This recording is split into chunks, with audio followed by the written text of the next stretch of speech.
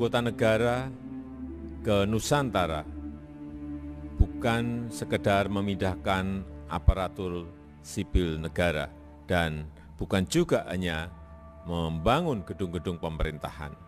Namun, ini adalah lompatan bagi bangsa Indonesia untuk melakukan transformasi bangsa menuju Indonesia maju. Kita akan membangun IKN yang benar-benar menunjukkan kebesaran bangsa Indonesia, mencerminkan identitas nasional, menjamin keberlanjutan sosial, ekonomi, dan lingkungan, mewujudkan kota hutan, smart city, kota modern, dan berkelanjutan serta memiliki standar internasional. Menunjukkan kepada warga dunia bagaimana Indonesia menjalankan rencana baru dalam membangun cita-cita masa depan. Taksi terbang ini atau yang biasa kita sebut dengan sky taxi adalah jenis model baru dari alat transportasi udara yang bakal ada di IKN ke depannya. Jadi untuk fitur-fitur dari taksi terbang ini, yang pertama dia adalah alat transportasi udara yang sangat ramah lingkungan karena ini termasuk electrical vehicle atau kendaraan listrik. Jadi dia menggunakan sistem baterai di mana untuk jarak tempuhnya dia bisa sejauh 100 km dan juga untuk ketinggiannya dia bisa mencapai 1000 kaki. Oke, jadi untuk planning awal kita dalam pembangunan Sky Taxi ini, dia di rutenya untuk 3 kota. Yang pertama ada Balikpapan, yang kedua ada Nusantara, dan yang ketiga ada Samarinda. ART, rolling stocknya sudah ada di Balikpapan. Jadi kalau mau lihat besok sama saya boleh di Balikpapan. Dan itu akan diuji coba. Insya Allah tanggal 5 sudah mulai uji coba.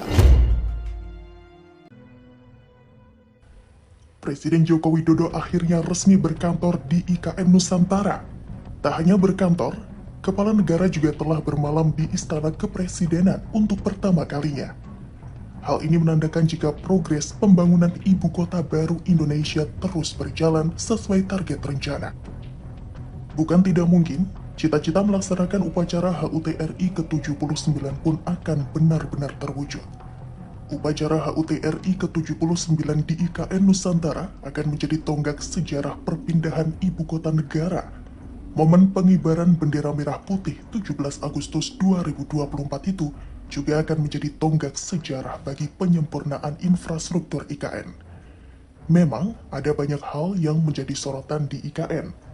Namun, ada salah satu aspek yang sangat menarik untuk diperhatikan, sejalan dengan progres pembangunan yang telah dilakukan, yakni soal transportasi.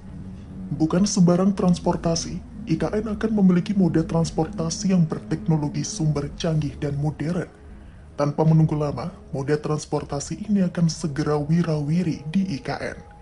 Pertama, otorita IKN mulai melaksanakan uji coba penerbangan taksi terbang di Bandara Aji Pangeran Tumenggung atau APT Pranoto Samarinda, Kalimantan Timur. Pesawat tanpa awak tersebut berhasil melakukan penerbangan selama sekitar 10 menit dengan ketinggian 50 meter dan kecepatan 50 km per jam. Uji coba ini merupakan langkah awal dalam mewujudkan transportasi udara perkotaan yang efisien dan ramah lingkungan di Indonesia. IKN tidak hanya fokus pada pengadaan, tapi juga pengembangan teknologi. Ini merupakan bukti nyata komitmen pemerintah untuk mengembangkan teknologi transportasi masa depan.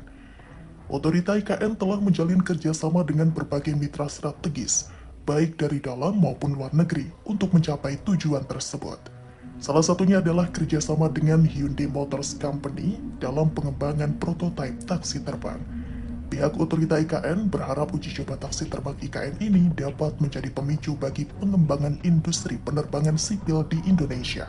Pemerintah optimistis bahwa dalam 5 tahun ke depan taksi terbang sudah dapat beroperasi secara komersial.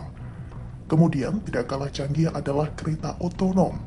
Rangkaian kereta otonom Autonomous Rail Transit atau ART tersebut bahkan telah tiba di IKN guna memastikan kesiapan kereta untuk uji coba pada pekan depan atau pada 5 Agustus ini.